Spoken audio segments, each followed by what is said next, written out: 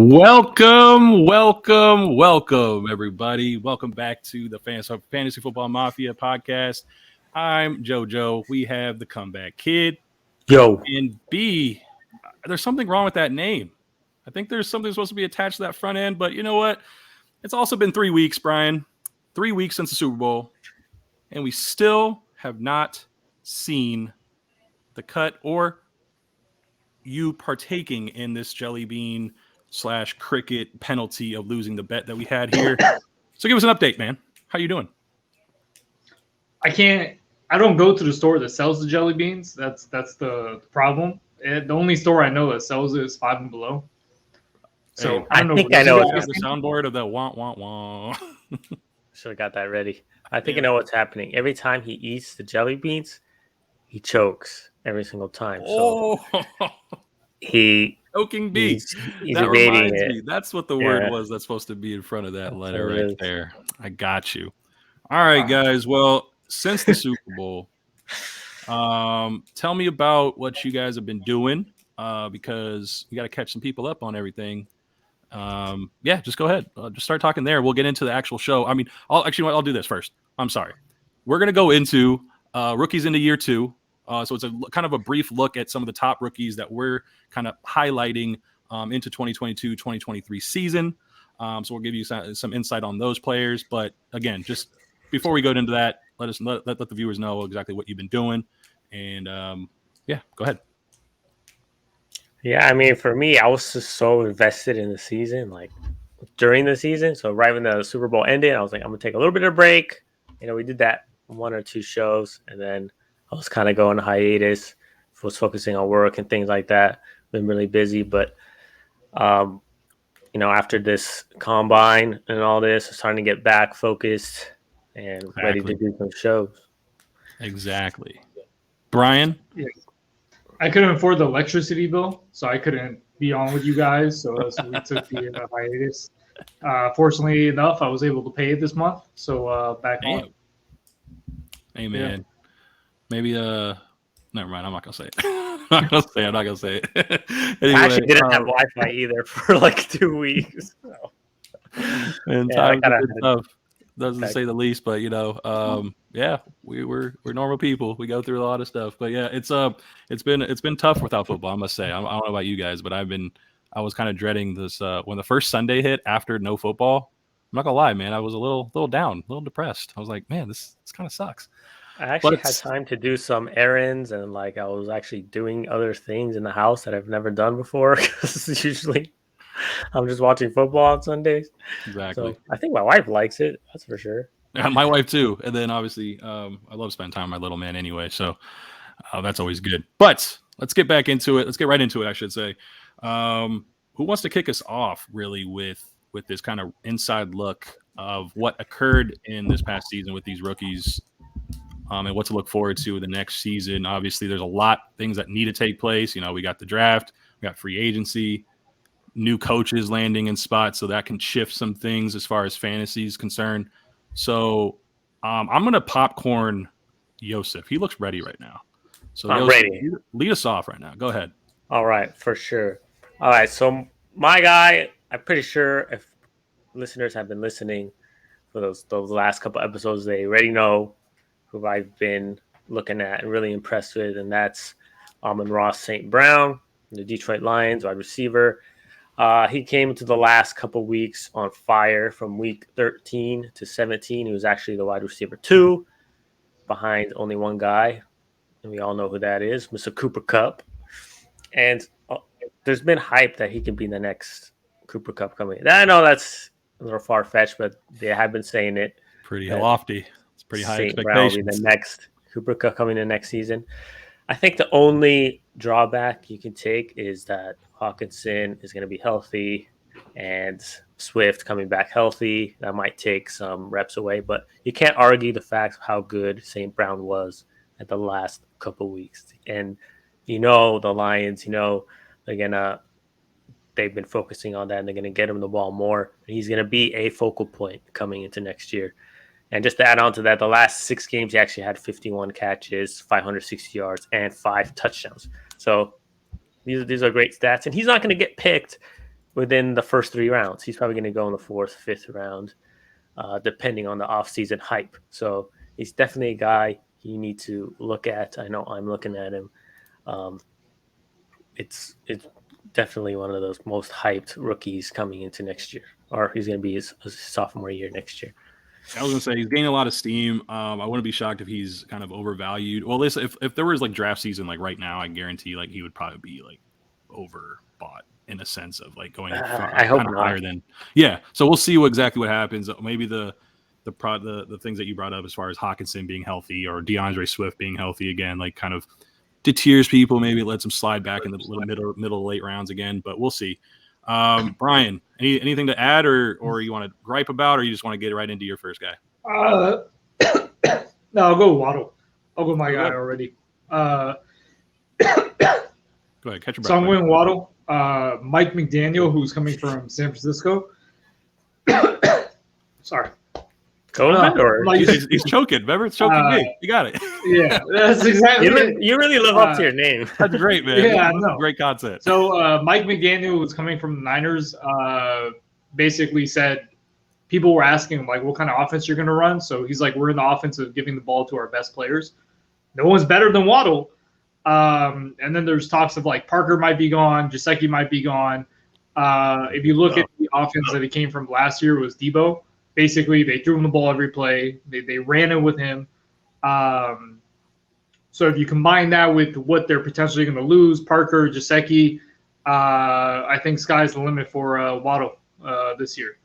So I'm definitely high on him. Waddle or St. Brown? Oof. Waddle. Well, you know, I'm gonna say the guy I'm about to say over this guy because we're on the receiver train right now. I'm gonna go with the reigning rookie of the year, Jamar Chase. I mean, I was high on him in year 1, of course. And what to expect from him in next year? Much of the same. The only thing I would say is a drawback is they got to protect Joe Burrow. I mean, Joe Burrow might not be able to throw this guy the ball if he can't stay healthy or stay upright because the film's out there. You know, if they have the similar offensive line or they have the same offensive line issues, you know, they're going to bring a lot of pressure. They're guys that are just going to pin their ears back because this team likes to throw. So I'm just a little worried about that and his health long term if they don't write these offensive line issues up. But the chemistry is obviously there. There's no gripe about that, right, guys? Like the chemistry between Burrow and Chase. You guys have no qualms about chemistry. The only thing I would say is I think a lot of teams just kind of underestimated him last year, especially as a rookie. You think? And maybe at the sort of the in, end, week they out. finally realized how good he is. So I mean, they tried to bracket him. Honestly, the Chiefs tried to bracket him, and he just sometimes he just broke leverage, and then he was like Joe put into a spot before the safety can get there. I think he's gonna draw back a little bit coming into next year, but I still think he has a good year. I'm not going to go out on a limb at least this early in the off season to say like he's going to match when he goes right back, but he can definitely do that. He can get better. I think the sky's the limit for this kid, and I'm just as high, if not now even higher, on him as being a wide receiver 1 the rest of the way for his career. Yeah, definitely. I mean, you can't argue that. Let's keep it moving, man. Next one. All right, the next guy I have here is Trevor Lawrence. T-Law. I want to hear this one. T-Law. You know, he did suck for the most part last year, but you can't argue with the talent he has. He made some really nice throws. Wait. Before you go any further, I have to quick interject. Trevor Lawrence or Tua Tagovailoa? Sorry, Trevor Lawrence. Lawrence. Sure. Okay. I just had to, buddy. I just had to. Go Anybody over that fool. But yeah, you could tell with the talent he has. He made some really nice throws. He started to run the ball more towards the end of the season. And of course, the biggest upside is that Urban Meyer got fired. He didn't do that well until the Colts game at the last game of the year. We actually had his best game of the year, over 200 passing yards. He had like 3 touchdowns. He was running the ball. He looked really good. And the Colts defense is actually pretty good defense. So if he can keep this up coming into next year, I'm not saying he's going to be like a guy you should draft, but you should probably get him at the last if you want to take a second quarterback at the last of your draft as kind of like a sleeper kind of guy. If he could start using his legs more and be more consistent throwing the ball, he gets another year in training camp, another year under his belt, gets to know the system, new coach.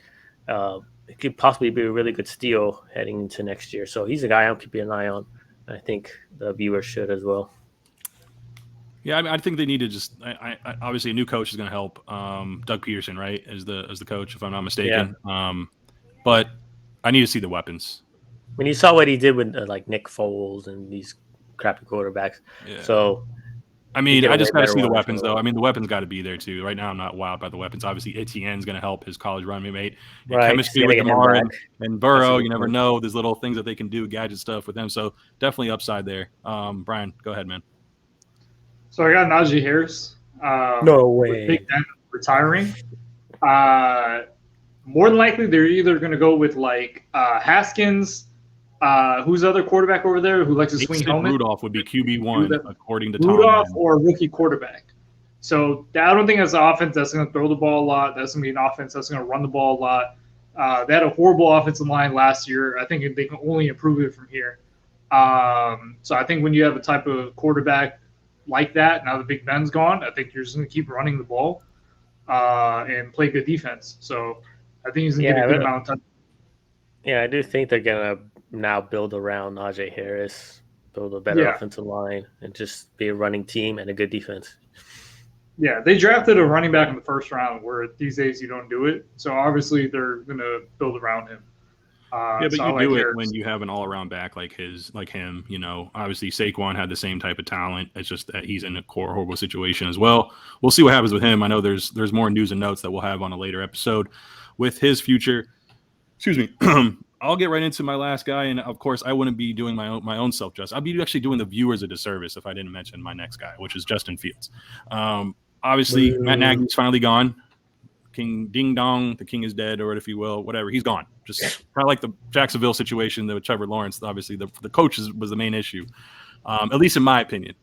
Matt Eberflus is a defensive coach. I wasn't going to be my first pick for the kid. I was hoping for Dable, Bieniemy.